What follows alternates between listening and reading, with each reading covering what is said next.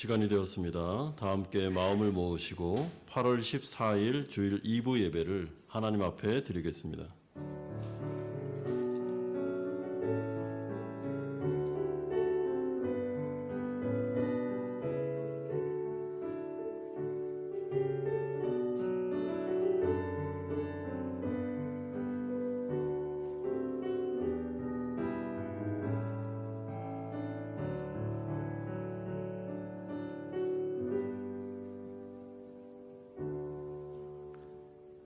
그러므로 염려하여 이르기를 무엇을 먹을까 무엇을 마실까 무엇을 입을까 하지 말라. 이는 다 이방인들이 구하는 것이라. 너희 하늘 아버지께서 이 모든 것이 너희에게 있어야 할 줄을 아시느니라. 그런즉 너희는 먼저 그의 나라와 그의 의를 구하라. 그리하면 이 모든 것을 너희에게 더하시리라. 그러므로 내일 일을 위하여 염려하지 말라. 내일 일은 내일이 염려할 것이요 한날의 괴로움은 그날의 족하니라. 아멘. 거룩하신 아버지 하나님, 오늘 이 거룩한 주일 하나님 나라 백성들이 함께 모여 하나님 앞에 예배드릴 수 있음에 감사드립니다. 우리를 구원하시고 하나님 나라 친백성 삼으셔서 우리를 책임져 주시는 하나님의 은혜에 감사를 드립니다. 예배 가운데 임재하여 주시고 아버지 하나님 이 예배를 받아주시며 우리에게 주시는 놀라운 은혜를 우리가 찬양하고 경배할 때 오직 홀로 영광받아 주시옵소서. 예수 그리스도의 이름으로 기도드리옵나이다. 아멘.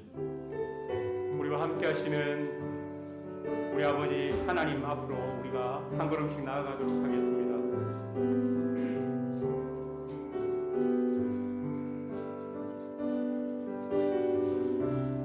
창조의 아버지 그 섭리 보이사 택하신 세대 일으키어 이 땅을 고치소서. 주의 크신 능력 만물이 사모하니 성령의 기름 부어주사 이 시간 임하소서. 주 영광 영이 임하사 열방향의 그 빛 비추소서. 주의 얼굴 부부할 때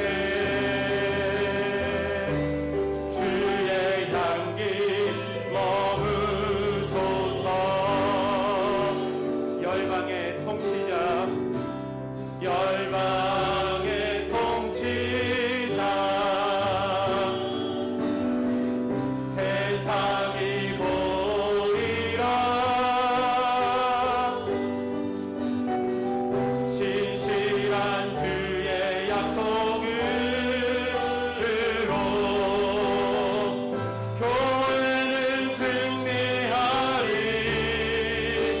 우리를 돌아보사 우릴 돌아보사 강건케 하소서.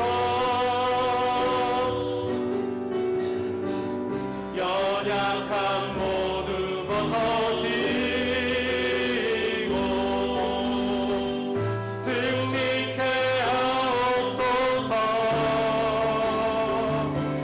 주 영광 영이 임하사 열방향의 그 빛 비추소서.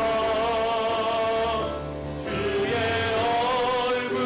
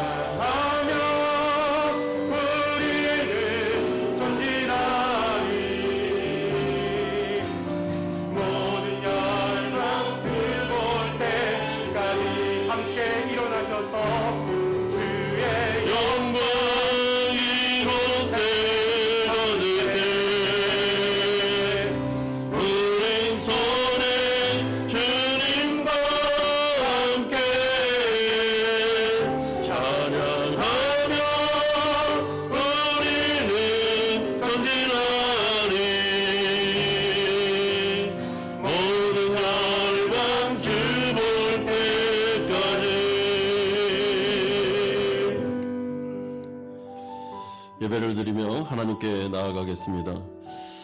함께 기도할 때 이곳은 하나님의 영광이 임하는 예배의 장소입니다. 하나님께서 성령으로 우리를 찾아오실 겁니다. 우리에게 말씀하여 주시는 거룩한 장소입니다. 이 시간에 기도할 때 레위기의 말씀처럼 너희는 거룩하라 하셨습니다. 우리가 한 주간을 살아가면서 우리의 생각과 마음과 우리의 상상과 또한 우리의 손과 발, 우리의 입을 통해서 혹여나 하나님이 싫어하시는 죄를 범했다면 우리는 마땅히 하나님 앞에 회개함으로 용서를 구해야 됩니다. 그리고 이 예배를 통해서 정결함을 다시 회복해야 됩니다. 이 시간에 먼저 하나님 앞에 회개하고 우리의 죄를 고백합시다. 그리고 하나님 앞에 성령을 구합시다. 우리 가운데 말씀해달라고 기도합시다. 우리를 회복시켜 주달라고 우리 앞에 하나님 앞에 간구합시다. 이 시간에 같이 한번 기도하겠습니다. 거룩하신 아버지 하나님, 예배의 장소로 하나님께서 우리를 인도하여 주신 것을 감사드립니다. 우리에게 주신 은혜의 수단을 통하여 하나님 앞에 회개하며 나아갑니다. 우리의 생각으로, 우리의 마음으로, 우리의 상상으로, 우리의 손과 발을 통하여, 우리의 언어를 통하여 아버지 하나님, 하나님께서 싫어하시는 죄를 범하였습니다. 하나님 아버지 용서하여 주시기를 간절히 원합니다. 정결함을 덧입기를 원합니다. 예배를 통하여 하나님 아버지 회복되기를 간절히 소망합니다. 거룩하신 아버지 하나님 성령을 구합니다. 아버지 하나님 우리에게 말씀하여 주시기를 원합니다. 우리가 변화되기를 원하고 회복되기를 원합니다. 아버지 하나님 예배를 통하여 하나님을 만나기를 원합니다. 성령 충만함을 덧입기를 원합니다. 아버지 하나님 우리 가운데 임재하여 주옵소서. 우리 가운데 말씀하여 주시옵소서. 성령을 체험하게 하여 주시옵소서.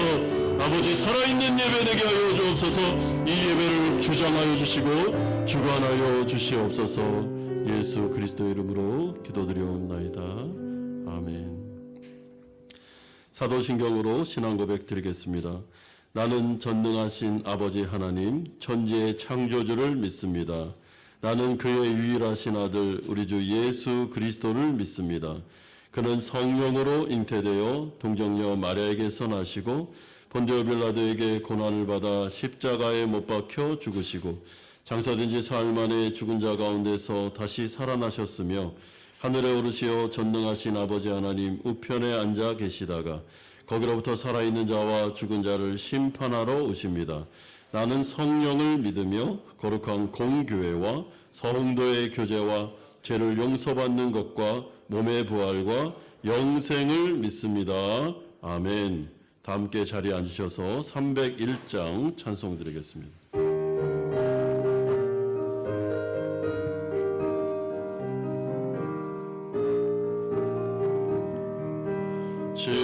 지금까지 지내온 것 주의 크신 은혜라 한이 없는 주의 사랑 어찌 이루 말하랴 자나깨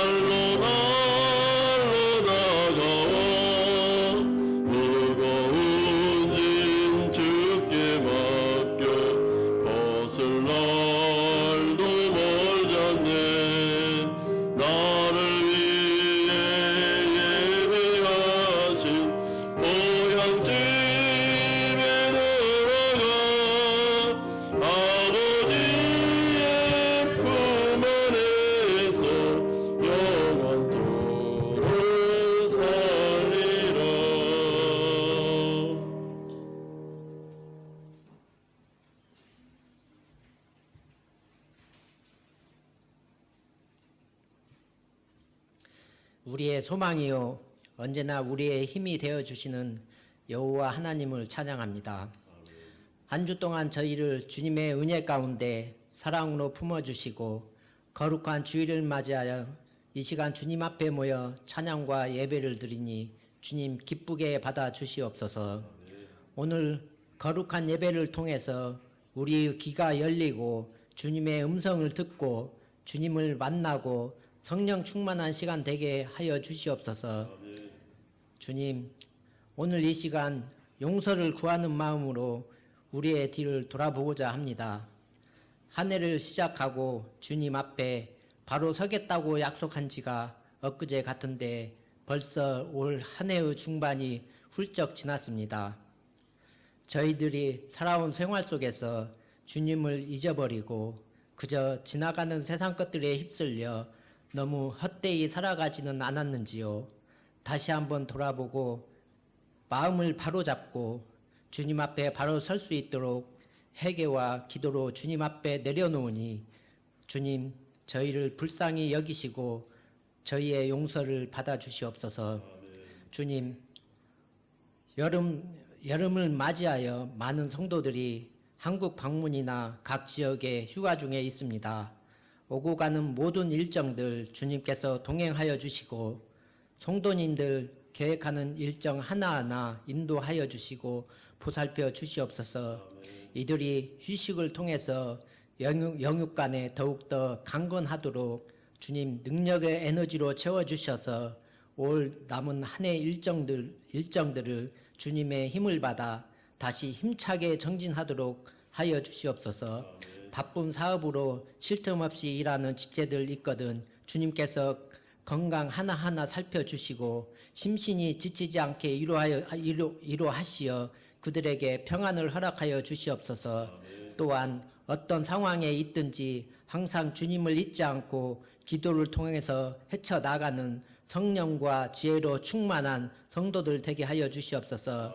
주님 오늘 이 시간 간절히 바라옵건대 저희 교회의 미래인 학생들, 청년들 주님의 진리가 땅에 떨어져가는 이 세상을 바로 서게 해야 하는 사명을 가지고 있는 이들의 육과 영을 지켜주시고 이들의 영이 흔들리지 않고 바로 서고 성장하도록 주님의 능력으로 기름 부어 주시옵소서.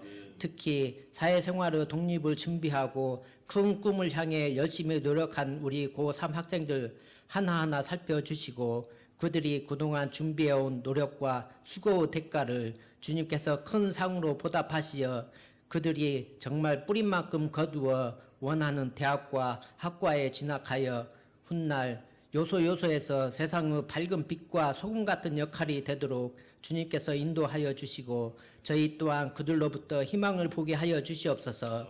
다가오는 유스코스타 행사도 잘 준비하고 충성되이 참여해서 주님을 다시 만나고 믿음 성장하고 영적으로 승리하는 저희들 되도록 소원합니다.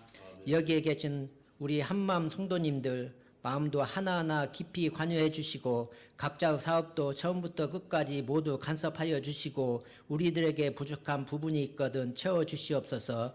무엇보다도 세상을 쫓지도 말고 닮지도 말고 오직 신실하신 예수님을 닮아가는 삶이 되도록 인도하여 주시옵소서.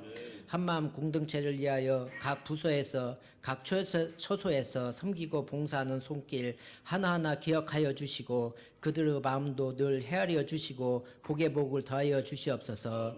이 시간 귀한 주님의 말씀을 전하시는 나성현 목사님께 성령 하나님 함께 하시어 말씀을 듣는 저희 모두가 은혜 충만한 시간 되길 원합니다.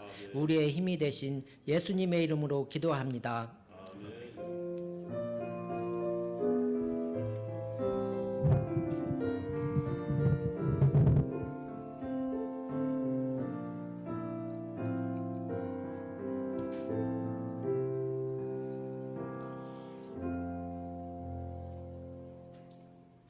오늘 우리에게 주실 하나님의 말씀은 신약성경 베드로후서 1장 1절에서 2절까지의 말씀입니다.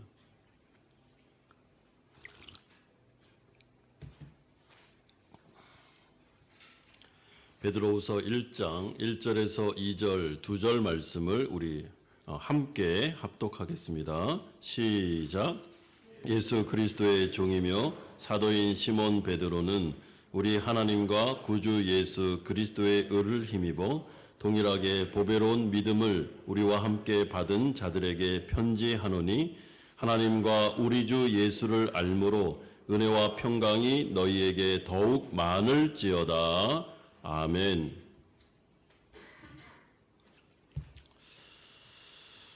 우리가 지난주부터 살펴보고 있는 이 베드로 후서의 말씀, 지난주에는 베드로 사도가 우선 자신에 대하여 소개하는 내용을 살펴보았습니다.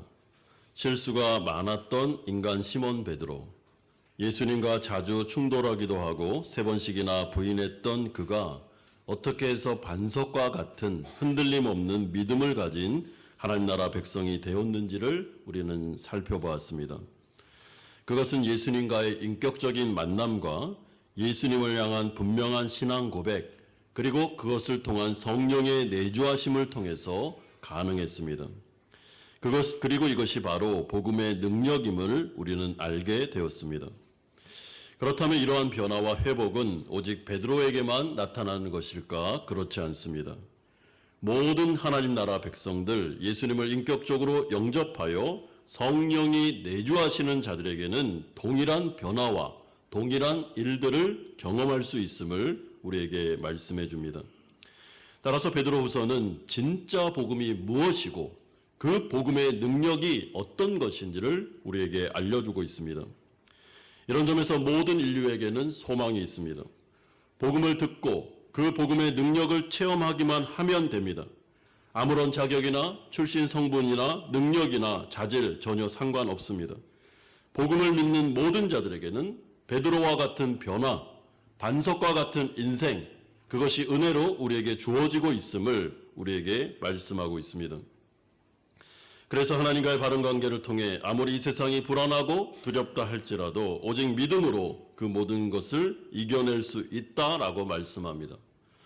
마치 비바람이 거세게 불어치는 가운데 반석 위에 세워진 집은 끄떡없이 흔들림 없이 견고하게 남아있을 수 있는 것처럼 예수 믿는 자들에게 복음의 능력을 체험한 인생은 이 가운데 반석과 같은 인생을 살아갈 수 있다라고 약속하고 있습니다. 그렇다면 어떤 과정을 통해서 이 복음은 사람을 성도로 변화시키는가? 회심의 역사는 어떤 식으로 일어나는가라는 것이 오늘 본문 우리가 살펴볼 내용입니다. 첫 번째는 성도의 회심 과정이 1절 하반절에 나오고 있습니다. 여러분, 베드로 사도는 이제 베드로 후서를 받아보는 수신자에 대하여 말하고 있습니다. 1절 하반절 보시면 우리 하나님과 구주 예수 그리스도의 의를 힘입어 동일하게 보배로운 믿음을 우리와 함께 받은 자들에게 편지하노니 라고 말씀합니다. 여러분, 베드로 사도는 자신이 보내는 이 편지를 받아보는 수신자들이 거듭난 성도라고 말하고 있습니다. 따라서 이 편지는 거듭나지 않은 일반 사람들에게 보낸 편지가 아니고, 그렇기 때문에 이 편지를 받아보며 이 편지에 나와 있는 복음의 능력을 체험하기 위해서는 먼저 그는 예수 그리스도를 믿고 거듭날 필요가 있습니다. 따라서 우리가 오늘 이 말씀을 들으실 때 이미 거듭났다고 생각하시는 분들은 이 안에 주어지는 놀라운 은혜와 하나님의 능력이 나에게 체험되고 있는지를 한번 살펴보시고, 만약에 복음을 믿고 구원받지 못한 분들이 이 자리에 계시다면 이 말씀을 들으면서 내가 어떻게 해야 구원받을 수 있는지를 좀 생각하시면서 주님의 복음으로 나아가셨으면 좋겠습니다. 여러분, 초대교회 성도들이 거듭나게 되었는데 그 과정이 1절에 나오고 있습니다. 1절에서 우리가 주목해야 될 표현은 믿음을 받은 자들이다라는 표현입니다. 여러분, 이것은 이 헬라어 단어는, 받았다라는 단어는 원래 정치적인 표현입니다.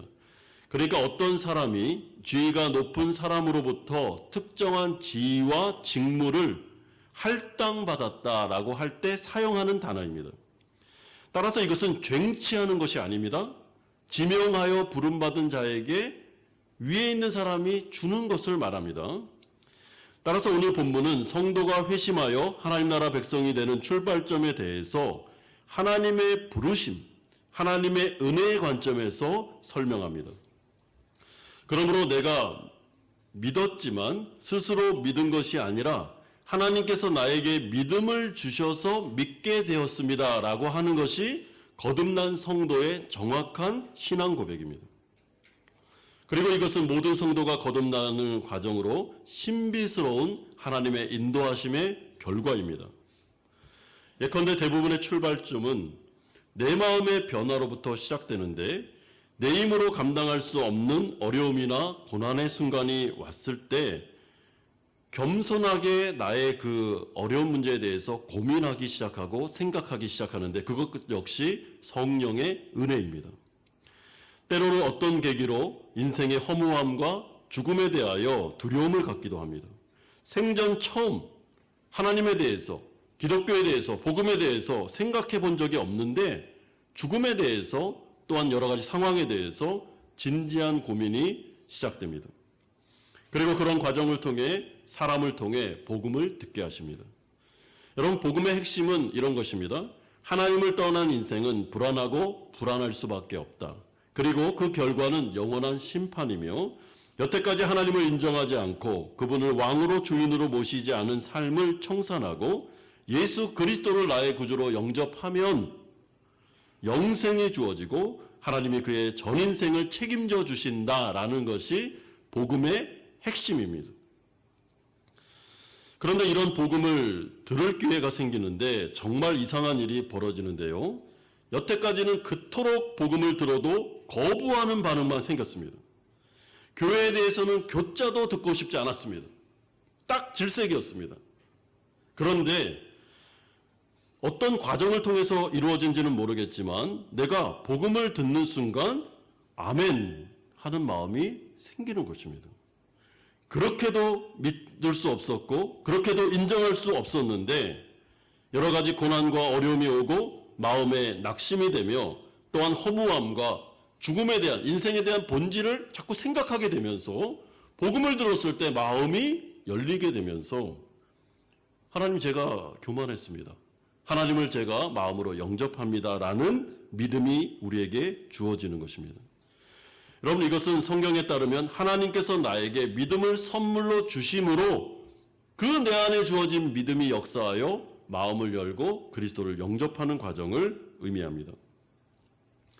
그렇다면 이 모든 과정은 그냥 우연하게 일어나는 것일까? 성경은 절대로 그렇지 않다라고 말씀합니다.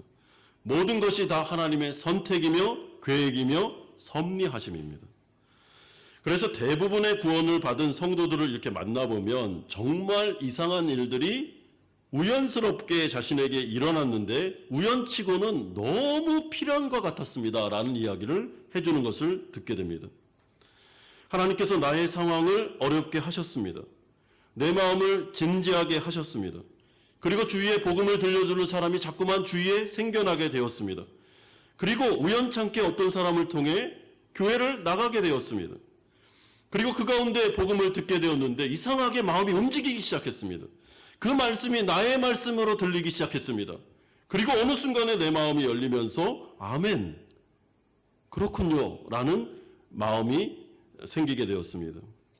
이런 고백은 다 하나님의 계획하심과 은혜를 통하여 이루어진 일임을 그들은 고백하고 있었습니다. 따라서 이 자리에 앉아 계시는 우리 모든 성도님들 가운데 사실은 이 예배 처소에 나왔다는 자체가 우연이 아닙니다. 여러분, 이것은 굉장히 은혜고 하나님의 섭리하심입니다. 과거의 우리를 생각해 볼 때 우리가 교회에 나올 사람들입니까? 물론 저같이 모태신앙인들은 그냥 태어나면서부터 안 나올 수가 없어서 나왔죠. 그런 과정도 있습니다. 그러나 교회를 싫어하고 타종교에 있으며 정말 하나님에 대해서는 생각조차 하고 싶지 않았던 분들이 이 자리에 앉아 계시는 분들이 계십니다.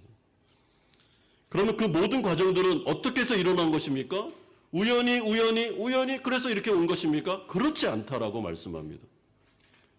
믿음을 받은 자들, 하나님께서 믿음을 주신 자들, 그래서 마음이 열린 자들, 그리고 그 모든 과정 가운데 하나님의 섭리 가운데 만날 사람을 만나게 하시고 들을 말을 듣게 하시면서 하나님 앞에 서 있었고 그리고 구원의 역사, 은혜가 주어진 자들, 그들이 이 자리에 계시다는 것입니다. 그러므로 아직 예수 그리스도를 나의 구주로 영접하지 않았지만 그럼에도 불구하고 하나님의 거룩한 복음, 이 말씀을 들을 수 있는 예배 장소, 또한 말씀을 접할 수 있는 곳으로 나온 것은 굉장히 귀한 발걸음입니다. 여러분, 절대로 그 귀한 발걸음을 뒤로 돌리지 마십시오. 여러분, 은혜 받을 수 있고 복음을 들을 수 있는 자리로 나온 자체가 은혜입니다. 이것을 소중하게 여기셔야 됩니다. 여러분, 그렇다면 구원의 근거는 무엇이겠습니까? 1절은 이렇게 말씀하는데 우리 하나님과 구주 예수 그리스도의 의를 힘입음이라고 말씀합니다. 따라서 기독교적인 구원은 절대로 인간의 자기 의나 열심이나 공로를 통해서 획득할 수 있는 그 무엇이 아닙니다. 오직 100% 하나님께서 하신 구원의 역사, 하나님께서 전부 다 이루신 그 사건, 구원의 사건을 내가 믿음으로 받아들일 때 구원은 발생하게 됩니다.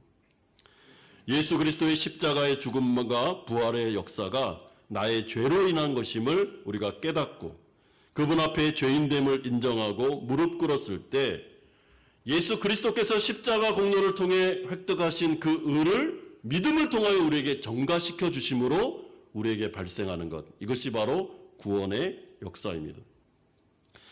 따라서 인간의 입장에서는 결코 이 구원 문제에 있어서 자랑할 것이 없습니다. 모든 것을 다 하나님께서 하셨습니다. 우리가 자랑할 수 있는 것은 오직 그리스도의 십자가밖에는 없습니다. 그러므로 구원받은 성도들이 드리는 이 예배, 그러니까 예수 그리스도를 통하여 모이게 된 믿음의 공동체는 자랑하는 공동체가 아닙니다. 내 자신을 자랑하고 또한 다른 사람을 축혀 세우면서 인간들을 자랑하는 공동체는 기독교적인 공동체가 아닙니다. 우리가 오직 자랑할 수 있는 분은 예수 그리스도밖에 없습니다. 그분이 하신 놀라운 사랑, 은혜, 그 놀라운 구원의 역사를 자랑하고 찬양하고 영광 돌리는 공동체가 바로 기독교적인 믿음의 공동체입니다. 그러므로 교회 안에서는 그 누구도 높임을 받거나 추앙을 받아서는 안 됩니다. 목회자도 아닙니다. 그 어떤 누구도 아닙니다. 만약에 어떤 분이 교회를 창립하는데 굉장히 공헌을 했다면 그분이 추앙받을 이유가 없습니다. 예수 그리스도, 교회 머리 되신 그분, 우리의 죄를 위하여 100% 구원의 역사를 계획하시고 실행하시며 적용하시는 성삼위 하나님만 구원을 받으셔야 됩니다. 따라서 우리가 하나님의 의의 복음을 듣고 주님이 나의 죄를 위해 다 하셨구나. 이미 그 구원의 사건은 이루어졌구나. 그리고 성령의 은혜를 통해서 믿음으로 그 구원의 사건이 나에게 적용된다. 내가 죄인이기 때문에 주님이 죽으신 거야 라는 것을 인정하고 받아들이기만 하면, 그리고 마음으로 믿어 입으로 시인하면 나의 공로와 나의 의와 상관없이, 나의 어떠함과 상관없이 오직 그리스도께서 가지신 의를 통하여 우리는 구원의 은총으로 나아가게 됩니다. 그리고 성경에 약속한 대로 성령을 통하여 하나님께서 나를 통치하시며 죄의 영역에서 의의 영역으로, 은혜의 영역으로 바꿔지는 역사가 일어나게 됩니다. 이것이 바로 복음에 나와 있는 모든 내용입니다. 그러므로 사랑하는 성도 여러분, 제가 인생을 살아가면서 저는요 정말 의롭지 못합니다. 저는요 하나님 앞에서 볼 면목이 없습니다. 저는 죄인입니다 라고 하는 그들만 구원받을 가능성이 있습니다. 하나님 앞에 나와서 저는 의롭습니다, 저는 충분히 구원받을 자격이 있습니다, 제가 이런 일도 했고 저런 일도 했고 이런 선행도 했습니다, 아직 한참 멀었습니다.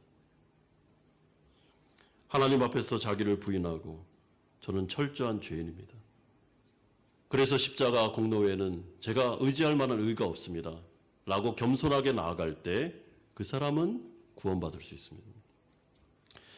두 번째로, 그렇다면 거듭난 성도들은 이제 어떤 삶의 변화가 나타나는지 첫 번째로 2절 상반절에 말씀합니다. 여러분 2절 상반절 보십시오. 하나님과 우리 주 예수를 알므로라고 말씀하고 있습니다. 여러분 여기서 알미라는 이 헬라어 단어는 에피그노시스라는 단어인데 이것은 지적으로 아는 것만을 말하는 게 아니라 경험적으로 인격적으로 친밀한 관계성 안에서 아는 것을 말합니다. 그러니까 예를 들어 보면 부부관계보다도 더 친밀한 언약관계, 성경에 이렇된 목자와 양의 관계, 하나님을 아빠라고 부를 수 있는 관계로 회복되는 것을 말합니다. 따라서 하나님의 은혜로 성도가 거듭나면 제일 먼저 변화되는 것은 하나님과의 바른 관계입니다. 여러분 예전에는 하나님과 화목하지 않았습니다. 하나님은 우리를 진노하시는 모습으로 바라봤습니다. 그런데 우리가 예수를 믿고 거듭나면 제일 먼저 변화되는 것은 하나님의 태도가 우리에게서 바뀝니다. 하나님의 얼굴이 우리에게서 바뀝니다. 하나님의 관계가 바뀝니다. 그래서 요한복음 17장 3절에서는 영생은 곧 유일하신 참 하나님과 그가 보내신 자 예수 그리스도를 아는 것이다 라고 말씀합니다. 그러면 구체적으로 하나님과의 어떤 관계가 변화됩니까? 2절 상반절에 보면 예수님을 우리 주라고 부를 거라고 말씀합니다. 여러분 여기서 주라는 것은 주인을 말합니다. 따라서 성도가 거듭나면 제일 먼저 변화되는 것이 하나님께서 우리의 주인이 되십니다. 우리의 왕이 되십니다. 그리고 우리의 모든 것은 하나님의 소유가 됩니다. 더 이상 이제 내가 내 주인이 아닙니다. 그렇다면 여러분 이것은 축복이겠습니까? 저주겠습니까? 우리가 한번 생각해 보십시오. 하나님이 나의 주인이 되어주시고 나의 목자가 되어주는 것은 축복입니까? 저주입니까? 엄청나게 놀라운 축복입니다. 왜냐하면 하나님은 예수님께서 말씀하신 것처럼 자신의 양들을 위해 목숨까지도 버리시는 선한 목자, 선한 주인이시기 때문에 그렇습니다. 따라서 자신의 목숨을 걸고 자신의 백성들을 책임져 주신다는 하나님의 놀라운 약속이 여기에 포함되어 있습니다. 그러므로 이것은 축복이 아닐 수 없습니다. 여러분 그러므로 이 과정을 통해서 자신의 인생 가운데 하나님이 나의 주인이었습니다. 하나님이 나의 목자가 되셨습니다. 그런 다음에 저는 이런 변화된 인생을 살았습니다. 그런 간증을 제일 많이 한 사람 중에 한 사람이 구약에 나오는 다윗 왕입니다. 여러분 다윗 왕은 시편 23편을 통해서 하나님이 나의 주인 된 자신의 인생을 이렇게 표현하고 있습니다. 여호와는 나의 목자시니 내게 부족함이 없으리로다. 그가 나를 푸른 풀밭에 누이시며 쉴만한 물가로 인도하시는도다. 내 영혼을 소생시키시고 자기 이름을 위하여 의의 길로 인도하시는도다. 내가 사망의 음침한 골짜기로 다닐지라도 해를 두려워하지 않을 것은 주께서 나와 함께 하심이라. 주의 지팡이와 막대기가 나를 안위하시나이다. 여러분 이것은 다윗의 평생에 걸친 체험입니다. 시편 23편은 그의 말년에 그가 자신의 인생을 돌아보면서 한 고백입니다. 여러분 우리가 알다시피 다윗의 인생은 정말 고난이 많은 인생이었습니다. 사울에게 쫓겨서 긴 세월 동안 죽음의 위기를 여러 번 넘겼습니다. 이방인들과의 전쟁 가운데 하나님의 도우심을 수도 없이 체험했습니다. 말년에는 아들 압살롬 때문에 죽음의 위기를 또 겪었습니다. 그런 그의 인생, 자신의 인생을 돌아보면서 내가 예수 그리스도를 믿고 구원받았을 때 내 안에 성령이 내주하시고 하나님이 나의 주인이 되셨고 나의 목자가 되셨을 때 내가 살았던 그 인생을 딱 돌아보니까 그가 내린 결론은 부족함이 없었습니다. 주님이 나의 목자고 나의 주인 된 것이 가장 큰 축복이었습니다. 라는 것을 그는 인정하며 고백하고 있습니다. 여러분 그렇다면 우리도 정말 우리가 성도가 확실하다면 다윗과 같은 동일한 고백, 이 사람의 간증을 이해할 수밖에 없습니다. 그리고 우리도 그렇게 고백할 수밖에 없습니다. 여러분 주인이 바뀌었습니다. 우리가 인생을 살아갈 때 이제 하나님께서 자신의 목숨을 걸고 너희들을 책임져 주겠다고 말씀하셨습니다. 그리고 우리는 그의 소유가 되었습니다. 그러면 어떤 변화가 일어납니까? 죽음의 위기 가운데 나를 지키고 보호하는 하나님을 체험하게 됩니다. 피곤하고 지칠 때 나를 쉴만한 물가로, 푸른 풀밭으로 인도하시는 하나님이 내 곁에 계십니다. 그리고 지팡이와 마른 막대기로 나를 책망하시면서 바른 길로 인도하고 있다는 것을 느낍니다. 그 사람은. 성도이기 때문에. 불안한 이 세상 가운데 하나님 계속 믿음을 주십니다. 하나님께서 계속 기도하게 하십니다. 나를 붙잡아 주는 것을 그는 체험하고 느낄 수밖에 없습니다. 하나님은 살아계신 분이기 때문에 그런 것입니다. 그러므로 주님이 나의 주인 되셨고 나의 목자가 되는 것보다도 하나님이 나의 하나님이 되셨다는 것보다도 더 큰 축복은 없습니다. 여러분, 찬양 가운데 이런 찬양이 있죠. 복의 근원 강림하사. 예, 하나님은 복의 근원이십니다. 그러므로 복의 근원 되신 그분을 나의 하나님으로 받아들이는 것이 가장 큰 축복이죠. 그러면 다른 모든 것들은 뒤따라올 수밖에 없습니다. 그러므로 이제 우리는 구원받은 이후에 또다시 내 인생의 주인 노릇을 하면 안 됩니다. 그러면 또 고달픈 인생을 살아갈 수밖에 없습니다. 그러므로 예수님이 말씀하신 대로 수고하고 무거운 짐진 자들아 다 내게로 오라. 내가 너희를 쉬게 하리라. 나는 마음이 온유하고 겸손하니 나의 멍에를 메고 내게 배우라. 그리하면 너희 마음이 쉼을 얻으리라. 사랑하는 성도 여러분, 우리가 예수님을 믿으면 하나님이 우리의 주인이 되시고 하나님께서 우리의 모든 것을 무한 책임져 주시겠다고 약속하셨습니다. 그렇다면 그 약속을 믿는 자는, 믿음으로 사는 자는 당연히 마음에 쉼이 있어야 됩니다. 내가 내 인생을 책임지는 게 아니잖아요. 그럼에도 불구하고 성도가 이것도 내가 책임지고 저것도 내가 책임지고 그래서 이 짐 저 짐 막 수많은 짐을 가지고 마음의 무거움을 가지고 살아가고 있다면 오늘 주님께서 우리에게 도전하십니다. 주인이 바뀌었다. 무한 책임을 주신다고 약속했으니까 수고하고 무거운 짐진 자들아 주님께 내려놓고 좀 책임을 좀 이렇게 내려놓고 하나님을 의지하기를 바란다라고 말씀하십니다. 여러분, 저는 오늘 이 말씀을 이렇게 설교를 준비하면서 참 제 마음속에 사실 위로가 되었고 도전이 되었습니다. 여러분, 책임감이 강한 사람들이 있습니다. 때로. 근데 이렇게 책임감이 강한 사람들은 하나님이 나의 주인 된다는 것을 이렇게 참 적용을 잘 못할 때가 있습니다. 그래서 이 걱정, 저 걱정, 그러니까 모든 책임을 내가 져야 된다고 생각하기 때문에 참 이 삶이 고달픕니다. 저도 약간 그런 부류의 사람입니다.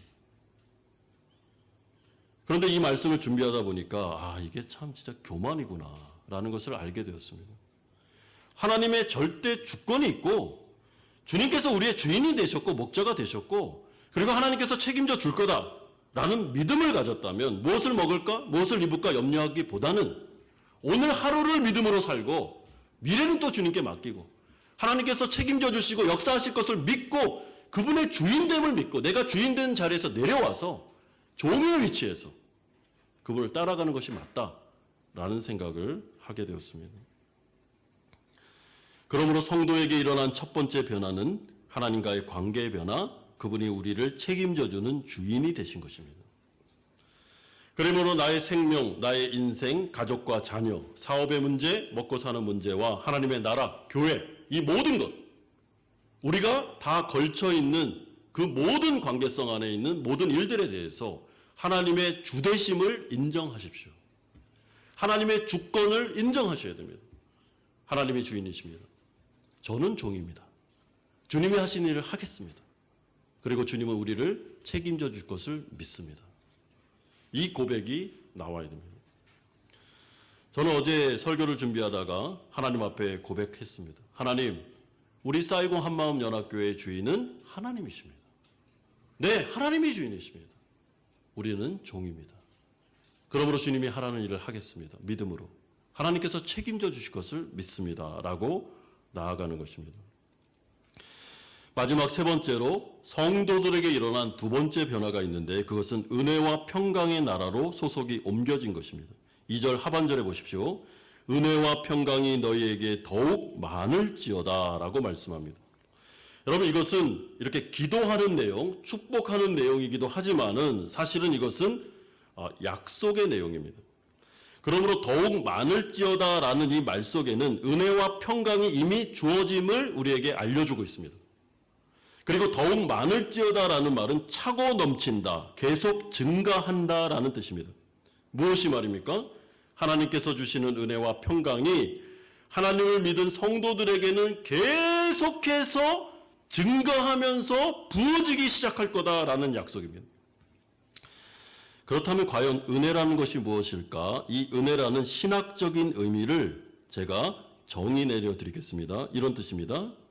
죄인된 사람들을 그들이 마땅히 받아야 하는 대로 대하시는 것이 아니라 애정과 소망을 갖고 대하시기로 결심하시는 하나님의 무조건적인 관대한 마음, 이것이 바로 하나님의 은혜입니다. 그러므로 나의 어떠함과 상관없이 내가 잘한 것도 하나도 없는데 하나님께서 내게 그냥 은혜로 선을 베풀어 주기를 즐거워하는 마음, 그렇게 결심하신 것을 말합니다. 그러니까 이 은혜는 우리가 하나님의 은혜를 얻어내는 것이라기보다는 하나님께서 이미 마음속에 확정한 것입니다. 내가 이 사람에게는 은혜를 줄 거야. 하나님이 그냥 확정했습니다. 내가 뭔가를 잘하면 주는 게 아니라 잘한 게 하나도 없습니다. 줄 만한 건덕지가 없습니다. 근데 하나님의 마음속에 내가 은혜를 줄 거야 라는 마음이 확정된 것, 이게 바로 은혜입니다. 그래서 은혜라는 것은 세상에 속한 개념이 아닙니다. 이 세상은 잘하면 선물 주고 못하면 야단치고, 이게 이 세상의 원리인데 은혜라는 개념은 그게 아닙니다. 무조건적인 은혜입니다. 그러니까 은혜를 받은 사람은 항상 할 말이 없습니다. 여러분, 우리가 은혜를 갚는다라는 말을 쓰죠. 은혜 못 갚습니다. 은혜는 갚을 수가 없습니다. 왜냐하면 이 은혜는 바다보다 넓고 우주보다 광대합니다. 우리가 아무리 돈을 끌어모아도 아무리 열심히 헌신해도 이 은혜는 못 갚습니다. 이거는 은혜는 갚는 게 아니고 은혜는 누리는 것입니다.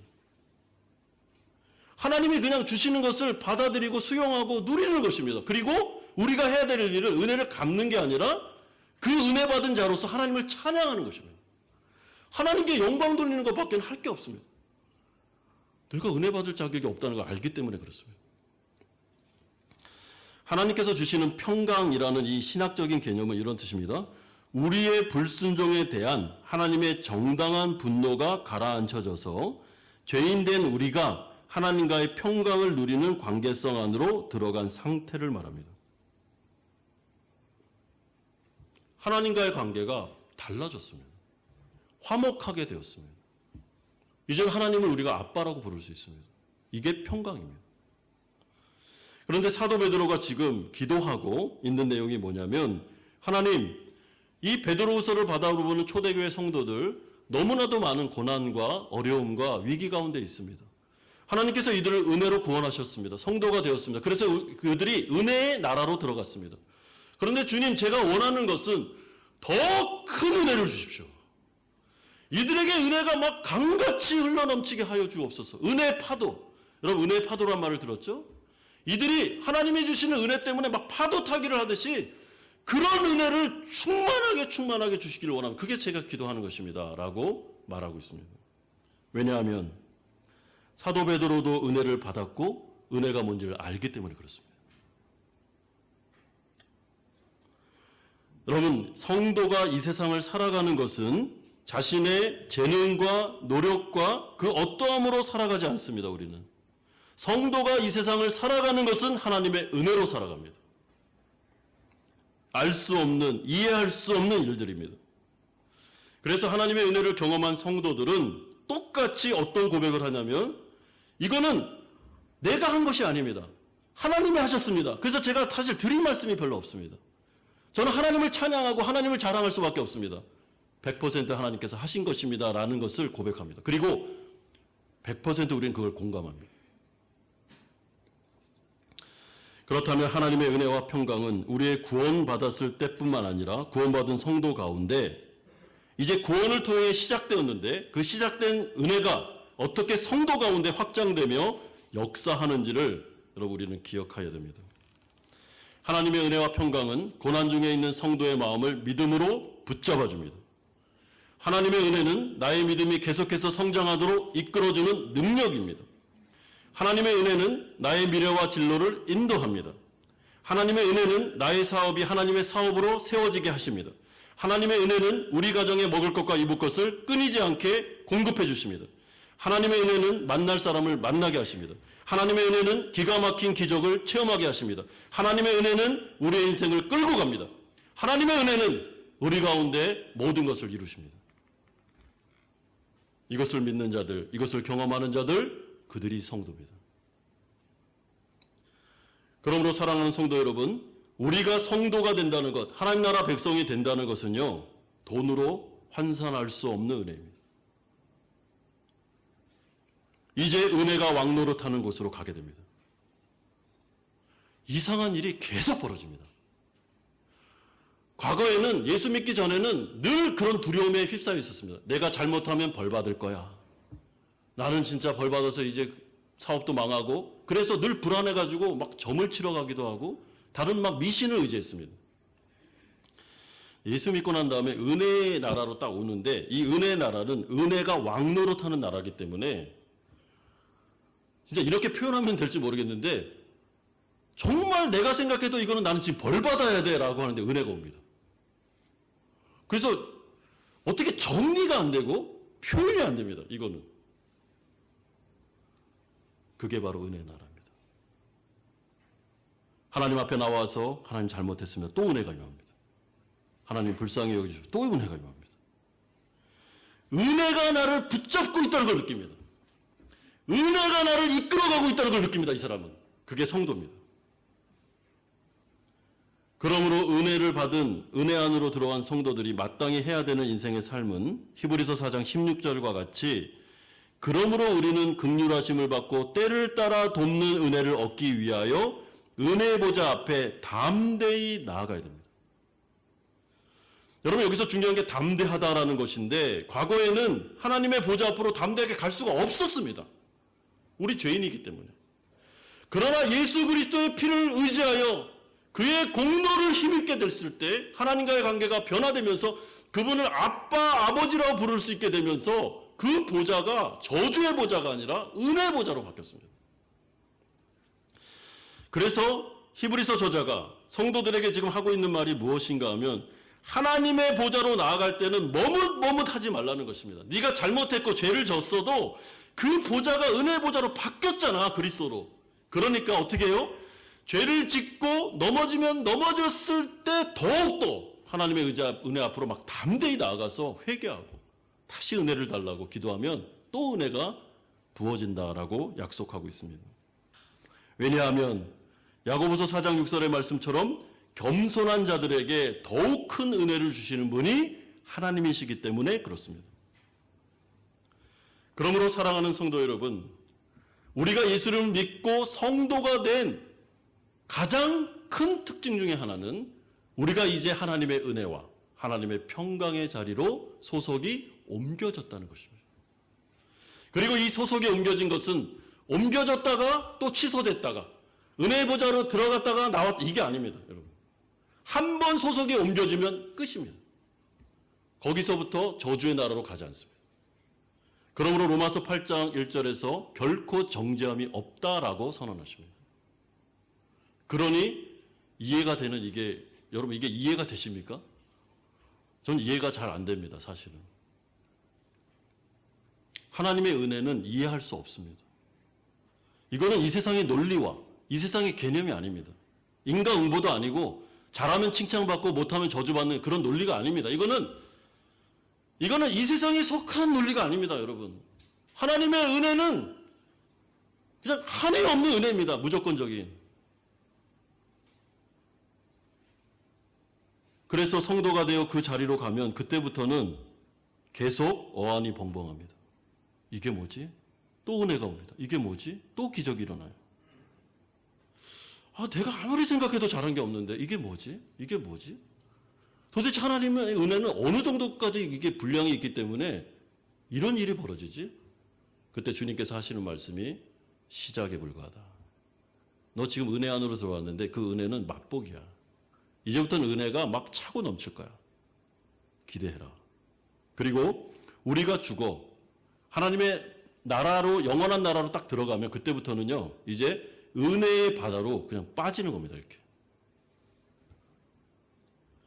은혜의 바다에 빠져서 그냥 살아가는 게 영생이고 천국입니다.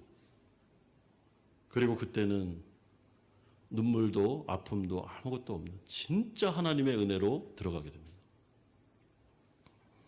그러므로 오늘 이 말씀을 통해 베드로 사도가 소아시아 성도들, 그 고난이 많고 힘겨운 인생을 살아가는 성도들에게 하고 싶은 말이 뭐냐면, 나는 당신들을 위로하고 싶습니다. 그러나 인간적인 위로는 하고 싶지 않습니다. 그거는 위로가 안 된다는 걸 알고 있습니다 하면서, 당신들은 성도입니다. 성도는 하나님과의 관계가 바뀌었습니다. 하나님이 주인 되십니다. 하나님 모든 건 이제 책임져 주십니다. 그리고 당신들은 은혜의 영역으로 들어왔습니다. 이제는 하나님의 은혜가 여러분들을 지배할 겁니다. 하나님의 은혜가 우리를 다스릴 것입니다. 영원히. 그러므로 두려워하지 마십시오. 이 고난을 믿음으로 이깁시다. 그리고 하나님의 은혜를 누리십시오. 하나님의 기적을 체험하시기를 바랍니다. 라는 위로가 이 말씀에 포함되어 있습니다. 사랑하는 성도 여러분, 그러므로 저는 이 말씀에 근거하여 이 자리에 계시는 예배에 나오시는 우리 모든 성도님들을 위로하기를 원합니다. 사실에 근거하여.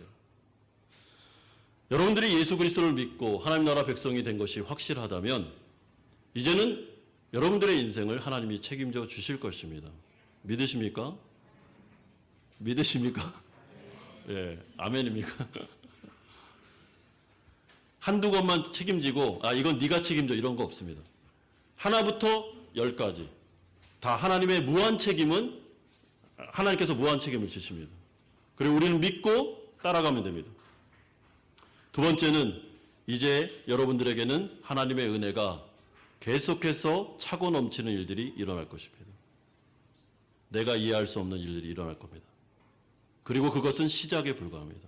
계속 하나님의 은혜가 나를 붙잡고 영원한 나라까지 인도해 주시는 일들이 일어나게 될 것입니다. 그러나 만약에 내가 아직 예수 그리스도를 나의 구주로 영접하지 않고 거듭난 성도가 아니라면 여러분 주 예수 그리스도의 이름으로 부탁드립니다. 제일 먼저 해야 되는 일들은 그리스도에 대한 복음을 들으셔야 됩니다. 그리고 내가 성도가 되는 것보다 시급한 게 없습니다. 나중에 임박한 진노를 피할 길은 그리스도의 십자가 복음밖에 없습니다. 거듭남, 하나님의 은혜를 구하셔야 됩니다. 그리하여 거듭나면 오늘 본문에 주어지는 모든, 그리고 베드로후서에 주어지는 모든 복음의 혜택은 다 여러분들 것입니다. 누리십시오. 두려워하지 마십시오. 기도하십시오. 힘든 일일 때마다 은혜 보좌 앞으로 가서 기도하십시오. 하나님 도와주십시오. 하나님께서는 다윗의 하나님, 목자 되신 그분께서 우리를 아름답게 인도해 주실 것입니다. 그러므로 이제 우리는 찬양합시다. 그리고 노래합시다. 하나님만을 자랑합시다. 그런 교회와 성도님들 되시기를 주 예수 그리스도의 이름으로 축원드립니다.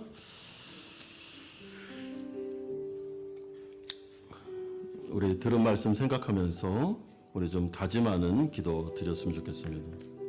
첫 번째로 기도할 때는 마땅히 성도로서 하나님께 감사합시다. 하나님, 제가 어떻게 하다가 이렇게 구원의 자리로 오게 되었습니까? 제가 어떻게 하다가 이렇게 성도가 되었습니까? 저는 하나님의 원수였고 죄인이었고, 그리고 정말 제가 하나님 앞에서 은혜 받을 자격이 없었는데 어떻게 제가 이 자리에 있습니까? 감사합시다. 두 번째는 우리가 지금도 살아갈 수 있음에 감사합시다. 하나님, 은혜로 살아가고 있습니다. 나에게 하나님의 은혜가 임하였음에 감사합시다. 나의 가정과 직장과 사업장과 자녀들 생각하시면서 은혜가 없는 곳이 없음을 기억하십시오. 그리고 하나님께 감사합시다. 하나님께 영광 돌립시다. 그리고 세 번째는 그럼에도 불구하고 하나님께 간구하고 싶은 내용을 담대하게 말씀드리십시오. 하나님, 아버지, 저에게는 이것이 필요합니다. 하나님 채워주셨으면 좋겠습니다. 하나님의 나라와 영광을 위해서 사용하겠습니다. 하나님, 저의 이 기도를 들어주면 좋겠습니다. 라는 기도를 다 하실 수 있습니다. 그리고 하나님의 주권을 인정하십시오. 이 시간에 수고하고 무거운 짐진 자들아 내게 오라 말씀하셨습니다. 여러분의 짐을 이제 하나님께 넘기셔야 됩니다. 그래야 마음에 쉼이 있습니다. 같이 한번 들은 말씀 생각하면서 기도하겠습니다. 거룩하신 아버지 하나님, 하나님의 은혜 가운데 아버지 하나님 우리가 여기에 서 있습니다. 아버지 하나님, 제가 어떻게 하다가 이 자리에 구원의 자리로 오게 되었습니까? 어떻게 하다가 목사가 되어 설교자가 되었습니까? 아버지 하나님, 이 모든 것들이 하나님의 은혜임을 고백드립니다. 아버지 하나님, 우리는 은혜를 갚을 수가 없습니다. 하나님의 은혜는 한이 없습니다. 아버지 하나님, 우리는 누리고 하나님을 찬양하고 예배하고 영광 돌릴 뿐입니다.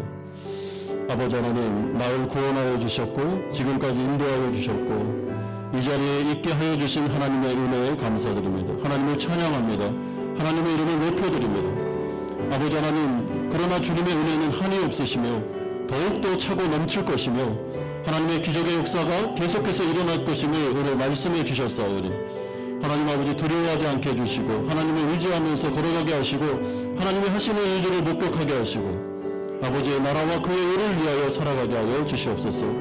그러나 주님, 우리에게는 필요한 것도 있습니다. 하나님 아버지, 일용할 양식을 주시옵소서. 하나님께서 피할 길을 주시옵소서. 우리 가운데 주님 은혜를 주시옵소서. 은혜가 넘치게 하여 주시옵소서. 만날 자를 만나게 하시고 하나님께서 우리의 권속들, 가정과 사업장과 직장을 붙잡아 주시고 자녀들을 붙잡아 주시고 하나님의 은혜가 왕노릇하는 것을 체험하게 하여 주시옵소서. 그래서 다윗과 같이 여호와는 나의 목자시니 내가 부족함이 없었다고, 내가 내 잔이 넘쳤다고 고백할 수 있도록 하나님께서 은혜 내려 주시옵소서. 은혜가 강같이 넘치게 하여 주옵소서. 은혜를 체험하게 하여 주시옵소서. 저를 붙잡아 주시옵소서. 거룩하신 아버지 하나님, 우리가 이 자리에 성도가 되어 예배드리는 것 자체가 엄청난 하나님의 은혜임을 고백드립니다. 그리고 우리가 살아가는 것 가운데 우리는 하나님의 은혜를 느끼고 체험하고 있습니다. 하나님의 은혜가 아니면 우리가 살아갈 수 없는 자들이라는 것을 알고 있습니다. 아버지, 은혜를 갚을 길이 없습니다. 하나님, 은혜를 누리고 하나님께 영광을 돌려드립니다. 하나님, 모든 영광 받아 주옵소서. 하나님, 선하시고 아름다우시고 위대하신 분이심을 고백드립니다. 하나님, 정말 아들을 포기하시기까지 우리를 사랑하셨던 그 은혜를 생각하며 감격합니다. 예배 받아 주시옵소서. 하나님, 또한 평강에 하나님을 믿고 은혜 보좌 앞으로 나아가 하나님께 기도했습니다. 하나님, 우리의 필요를 채워주옵소서. 특별히 아버지 하나님, 은혜가 차고 넘치게 하여 주시옵소서. 우리 사랑하는 성도들의 가정과 직장과 사업장과 자녀들 위해, 또한 이 한마음교회 위에 아버지의 은혜가 충만하게 차고 넘치게 하여 주시옵소서. 우리 모두가 체험하게 하여 주시옵소서. 그래서 하나님께서 채우시고 기적을 일으키시고 만날 자를 만나게 하시며 우리를 인도하시는 그 하나님을 다윗이 경험했던 것처럼 우리도 경험할 수 있도록 은총 내려 주시옵소서. 한 주간의 인생 주님 손에 맡겨드리고 예수 그리스도의 이름으로 기도드리옵나이다. 아멘. 찬송가 213장 1절 4절 부르면서 준비하신 헌금을 하나님께 드리겠습니다.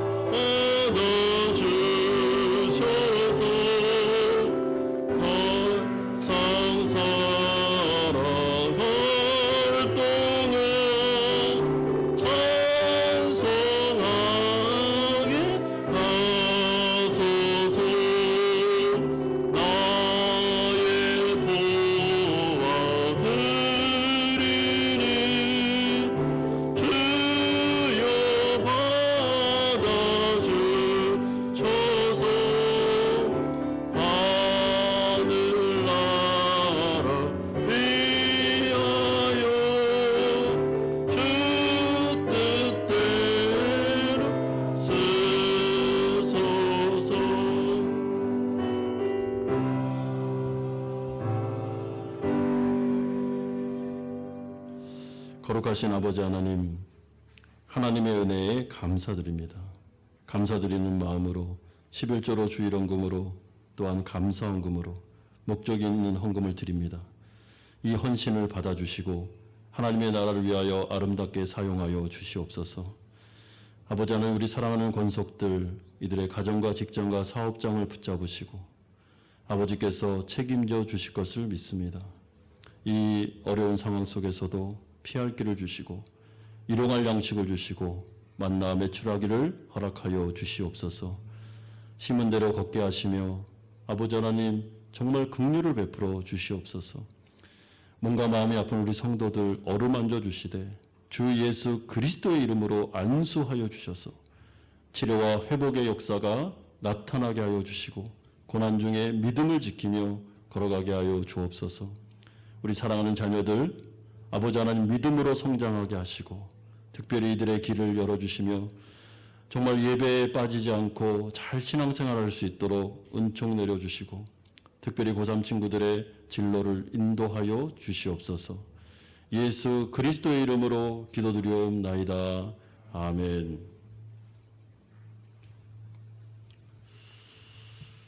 광고 말씀 드리겠습니다. 우리 교회 처음 나오신 우리 성도님들 계시면 주님의 이름으로 축복하고 환영합니다. 비대면 예배 관련해서 계속 우리 표를 참조해 주시고 가정에서 또 계신 곳에서 녹화된 영상으로 예배를 잘 들으시기를 부탁드립니다. 정기운영위원회 모임이 오늘 오후 2시 30분 5층 사랑실에서 모이도록 하겠습니다. 성교부 광고인데요. 달랏 단임면 내일부터 1박 2일 동안 우리 달랏 단임면에 방문하는 일정이 있습니다. 저와 제 아내를 포함해서 우리 8명이 동행하게 되는데 좀 많이 기도해 주시고 그 행사들 잘 진행하고 올 수 있도록 안전할 수 있도록 기도 부탁드리겠습니다. 유스 코스타 중보기도 일정이 나와 있습니다. 이번 주 수요일 날에는 사이공 드림교회에서 기도회로 하도록 하겠습니다. 지난주에 우리 수요일 날 우리 교회에서 잘 모임을 가졌습니다. 우리 유스 코스타를 위해서 계속 좀 기도해 주시면 감사하겠습니다. 우리 부고 강공인데요. 우리 신맹희 성도님, 우리 주일 일부 예배 나오시는 성도님이신데요. 시부상 당하셔서 좀 장례 절차가 잘 마무리가 되었습니다. 우리 많이 위로해 주시고 또 기도해 주시기를 부탁드리고요.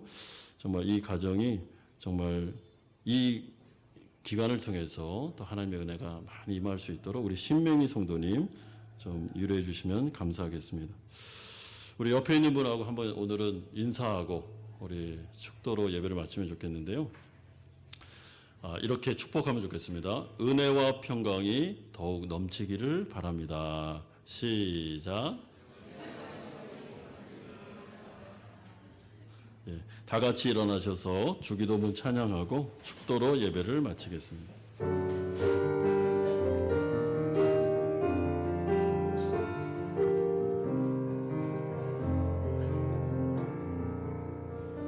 하늘에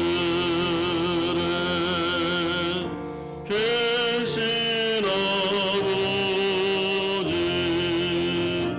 이름 거룩하사 주님 나라 임하시고